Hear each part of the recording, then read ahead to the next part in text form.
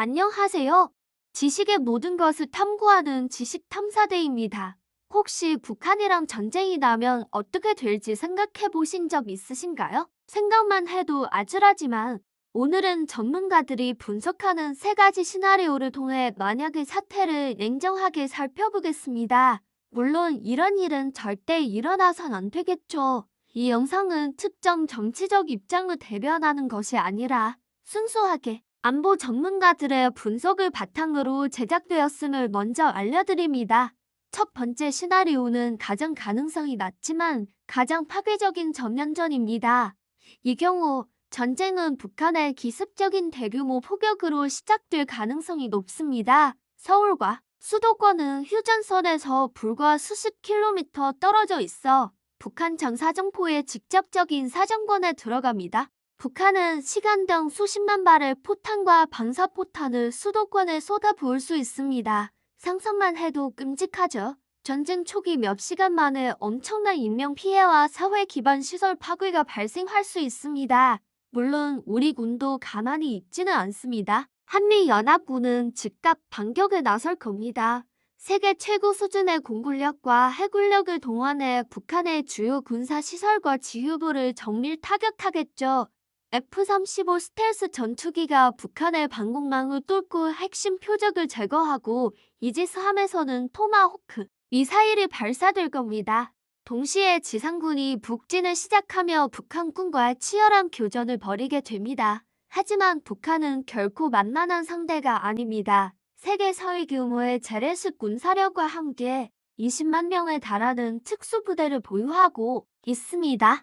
이들은 후방 침투 후 주요 시설 파괴, 요인 암살 등 비계층 전술로 우리 사회에 큰 혼란을 초래할 수 있습니다. 지하철이나 터널 같은 곳에 숨어들어 테러를 일으킬 수도 있다는 뜻이죠. 전면전에서 가장 우려되는 변수는 바로 북한의 핵무기입니다. 수세에 몰린 북한이 최후의 수단으로 핵 사용을 감행할 가능성을 배제할 수 없습니다. 설령 전술핵이라도 한반도에 사용된다면 그 피해는 상상을 초월할 것이고 전쟁은 완전히 다른 국면으로 접어들게 됩니다. 이는 한반도를 넘어 전 세계적인 재앙으로 번질 수 있는 최악의 시나리오입니다. 결론적으로 전면전이 벌어진다면 승패를 떠나 남과 북 모두 공멸에 가까운 피해를 입게 될 겁니다.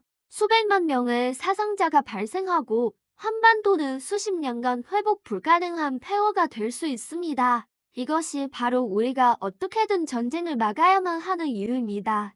두 번째 시나리오는 국지전, 즉 제한적인 무력 충돌입니다. 전면전보다는 가능성이 높은 시나리오로 서해 북방 한계선 NLL이나 비무장지대 DMZ 같은 특정 지역에서 발생할 수 있습니다.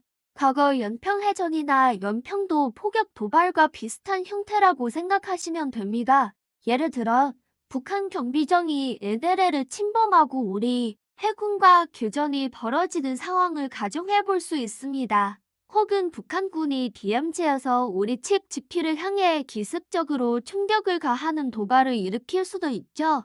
이런 상황이 발생하면 우리 군은 교전 규칙에 따라 즉각적이고 압도적인 대응에 나설 겁니다. 국지전의 핵심은 확전 방지입니다. 양측 모두 정면전으로 번지는 것을 원치 않기 때문에 충돌을 일정 수준에서 관리하려고 할 겁니다. 하지만 여기서도 변수는 존재합니다. 우발적인 상황이나 오판으로 인해 갈등이 걷잡을 수 없이 커질 수 있기 때문이죠. 예를 들어 한쪽의 오인 사격이 상대방의 대규모 보복을 부르고 이것이 또 다른 보복으로 이어지는 악순환이 시작될 수 있습니다. 또한 국지전은 우리 경제에 즉각적인 타격을 줍니다. 군사적 긴장이 고조되면 주식시장은 폭락하고 원달러 환율은 급등할 겁니다.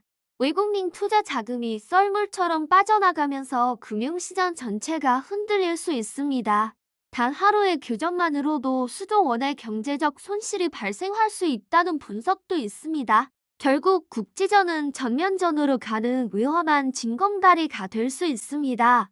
아무리 작은 충돌이라도 한반도 전체를 위험에 빠뜨릴 수 있다는 점에서 결코 가볍게 볼 수 없는 시나리오입니다. 따라서 철저한 군사 대비 태세와 함께 위기를 관리하고 확전을 막을 수 있는 외교적 노력이 무엇보다 중요합니다. 세 번째 시나리오는 전쟁이 아닌 북한 내부의 급변 사태로 인한 붕괴입니다. 많은 전문가들이 가장 현실적인 시나리오로 꼽는 것이 바로 이 내부 붕괴 시나리오입니다. 이는 외부의 군사적 충돌 없이 북한 체제가 스스로 무너지는 상황을 의미합니다. 붕괴의 원인은 다양할 수 있습니다. 극심한 경제난과 식량 부족으로 대규모 아사자가 발생하고 이에 분노한 주민들이 봉기하는 시나리오를 생각해 볼 수 있습니다. 또는 김정은 위원장의 건강에 심각한 문제가 생기거나 군부 내 쿠데타가 발생해 권력 공백 상태가 초래될 수도 있습니다. 북한이 붕괴하면 어떤 일이 벌어질까요? 가장 먼저 수백만 명의 북한 주민들이 식량과 안전을 찾아 남쪽으로 내려오는 대규모 탈북 사태가 발생할 수 있습니다. 이들을 수용하고 관리하는 것은 우리 사회에 엄청난 부담으로 작용할 겁니다. 사회적 혼란과 갈등은 물론 막대한 통일 비용이 발생하겠죠. 더 심각한 문제는 북한이 보유한 대량 살상무기, 즉 핵과 생화학무기의 통제 문제입니다. 붕괴 과정에서 이 무기들이 누구의 손에 들어갈지 알 수 없게 됩니다. 일부 군부 세력이 이 무기들을 가지고 저항하거나 심지어 헬리 테러 단체에 판매하려고 시도할 수도 있습니다. 생각만 해도 끔찍한 일이죠. 따라서 한미연합군은 북한 급병 사태에 대비한 작전 계획, 이른바 작계 5029를 발전시켜 왔습니다. 북한 붕괴 시 신속하게 북한 지역으로 진입해 핵무기를 비롯한 대량 살상 무기를 확보하고 질서를 유지하는 것이 이 작전의 핵심 목표입니다.